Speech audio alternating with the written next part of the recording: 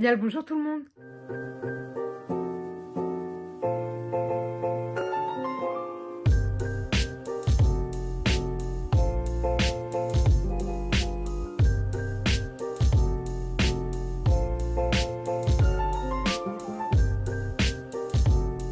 J'espère que vous allez bien. Pour ma part, ça va super. Je suis très heureuse de vous retrouver aujourd'hui.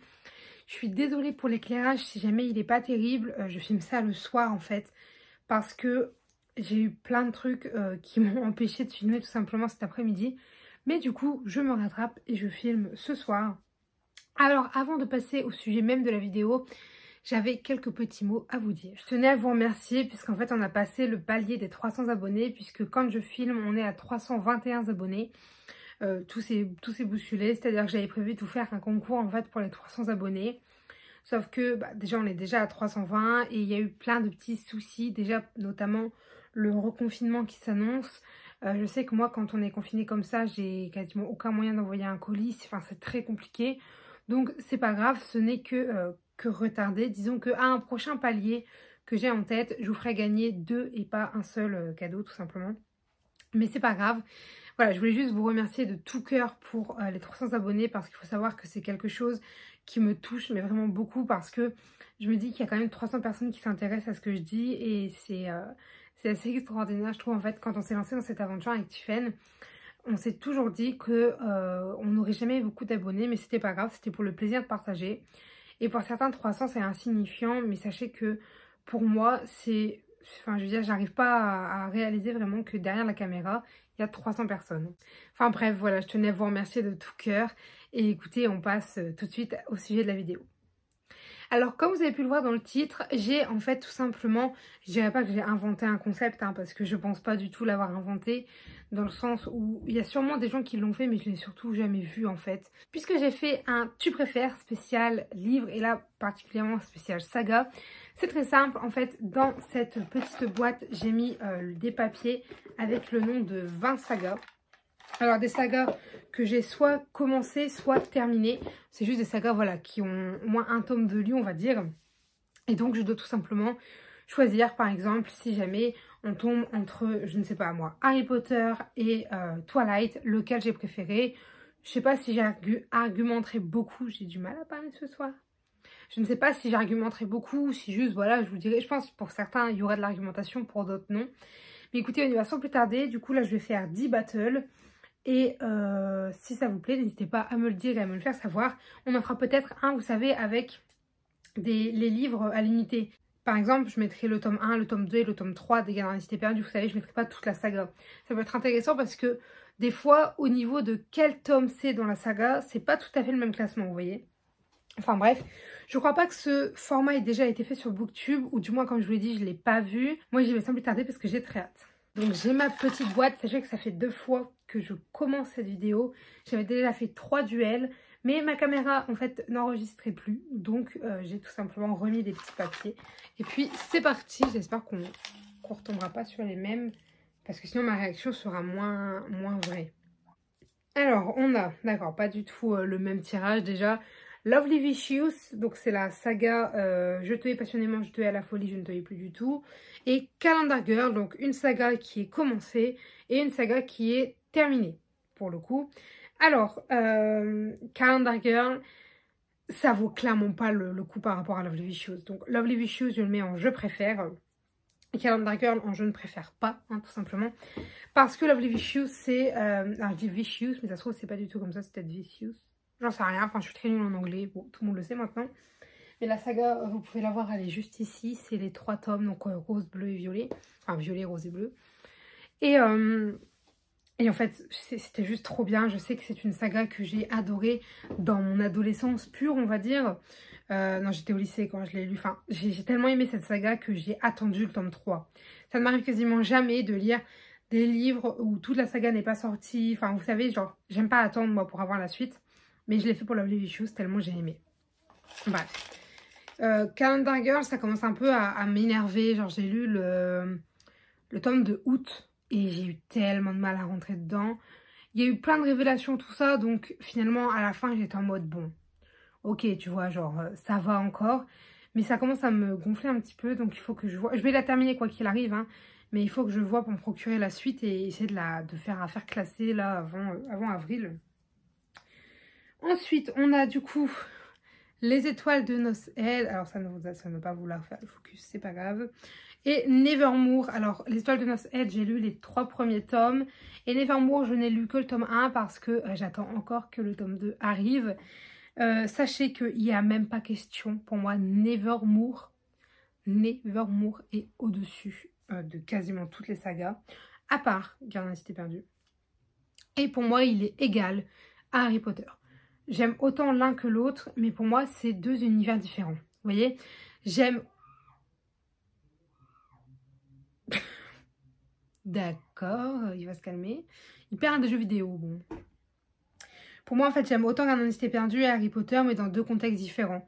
C'est-à-dire que dans les livres, j'aime Gardien de la Cité Perdue et dans les films, j'aime Harry Potter. Et ben Nevermore, c'est un peu ça. Genre, pour moi, Nevermore, ça égalise Harry Potter. Et par contre, ça n'arrive pas au Gardien de la Cité Perdue. Je suis désolée. Mais voilà, Nevermore. Nevermore, puisque après la saga, du coup, Les Étoiles de Noces, j'ai beaucoup aimé, mais j'ai jamais terminé. Et je sais pas si je la terminerai un jour. J'aimerais bien pour avoir le fin mot de l'histoire. Il y a enfin le tome 3 qui est sorti en illustré depuis, je crois, 2 ans que je l'attends, 2-3 ans.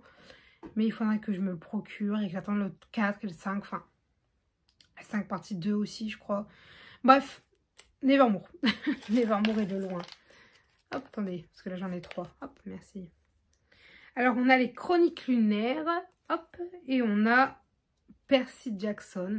Alors là, c'est compliqué parce que Percy Jackson, j'ai lu les 3 premiers tomes. Chroniques lunaires, j'en ai lu 2. Il faut savoir que du coup, je vais vraiment me baser, là, pas sur la saga, mais plus sur le ressenti que j'ai eu. Et j'ai préféré... Attention, je dis pas que la saga que je ne mets pas, je ne l'aime pas. Mais j'ai préféré les Percy Jackson. Dans le sens où... Percy Jackson, en fait, j'adore l'univers de la mythologie grecque. J'ai adoré le film 1 de Percy Jackson. Le livre est tellement mieux.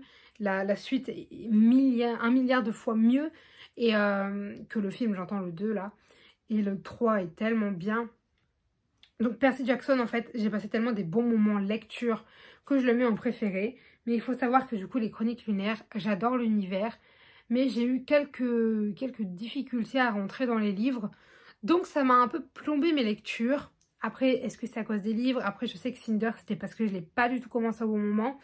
Parce que j'avais lu quoi, 4 chapitres. J'ai dû arrêter tellement j'arrivais pas à rentrer dans le livre. Et en fait, je l'ai repris 2 mois après. J'ai enchaîné le livre, vous voyez. Donc, Chroniques lunaires, j'adore la saga. Mais par rapport à Percy Jackson, j'ai moins apprécié mes lectures. Je pense qu'on peut dire ça comme ça. Hop, on en prend 2. Là, j'en ai 1 et j'en ai 2. Alors, on a les Phobos et nous avons les Hunger Games. Alors là, mon Dieu. Mon Dieu.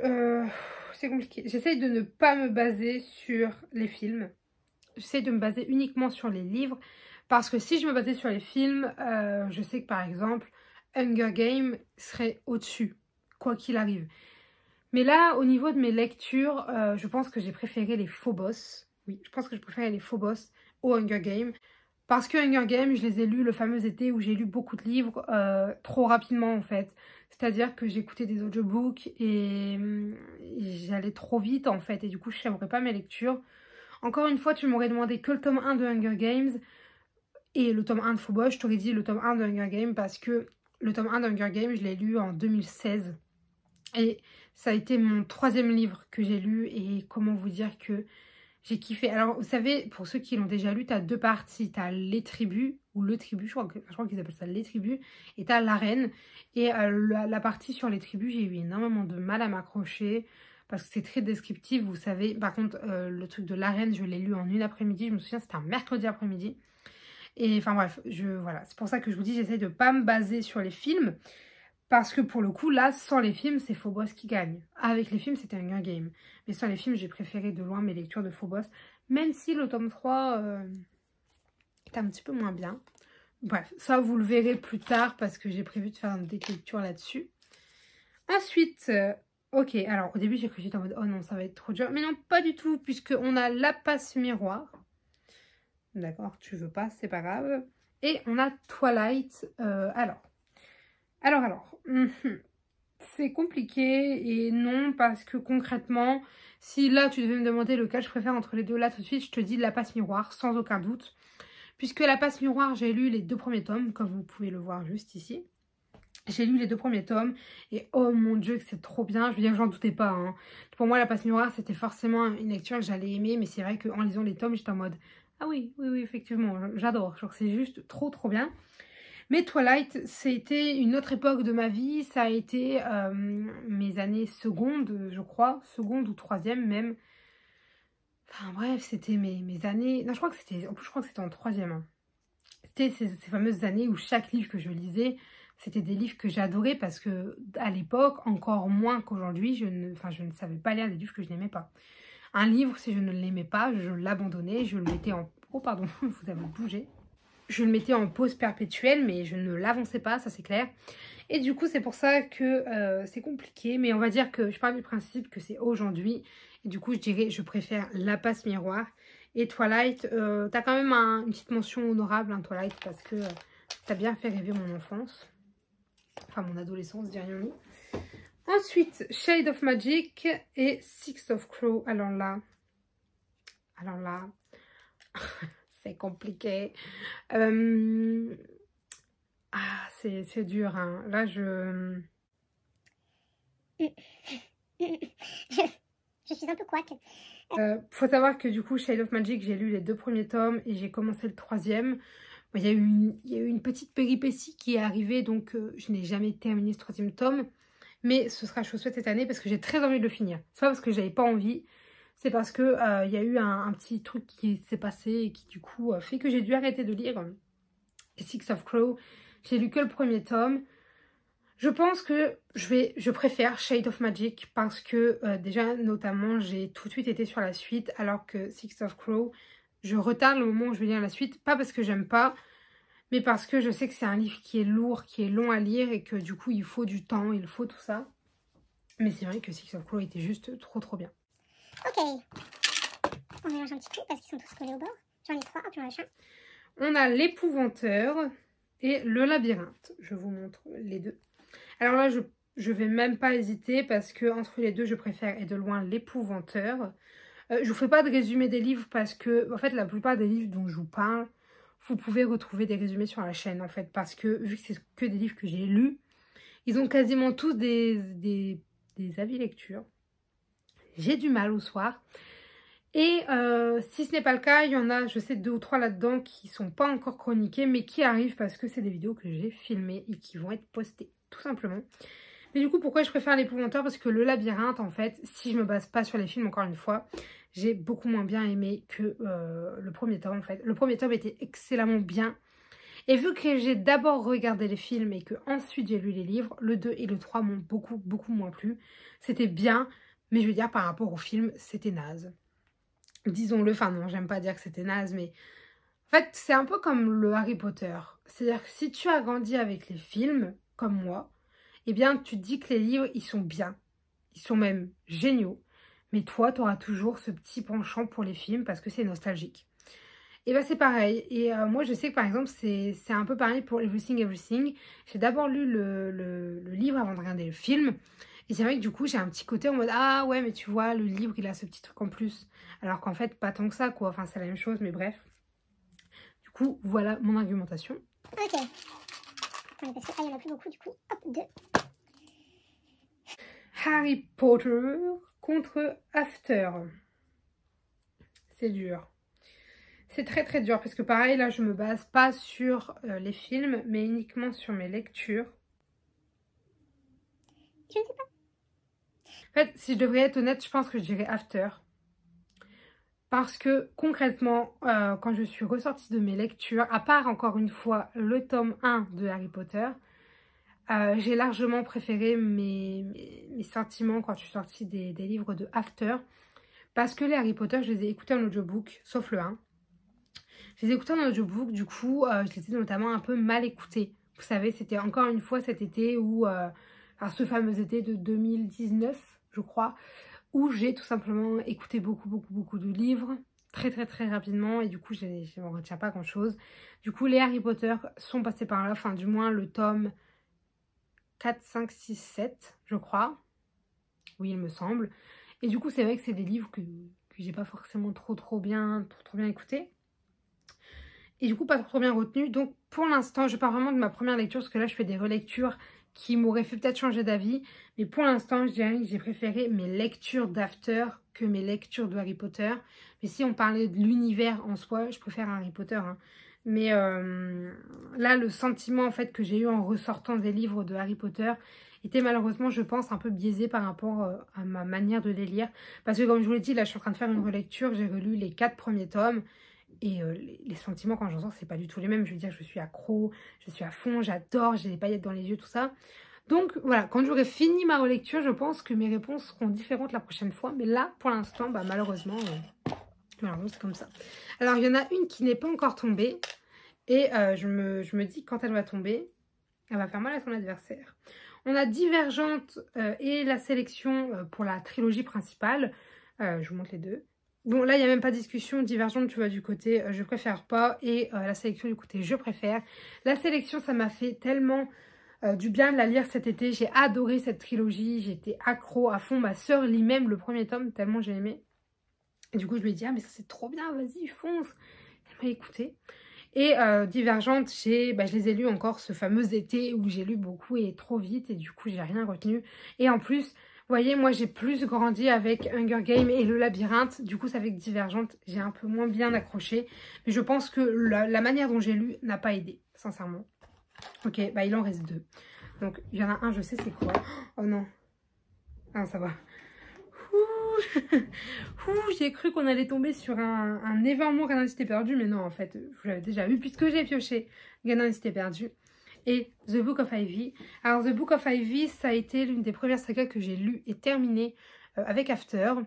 Puisque j'ai eu ce coffret, vous ne le voyez pas, attendez, je peux essayer de vous le montrer. Vous voyez le coffret tout en début d'étagère.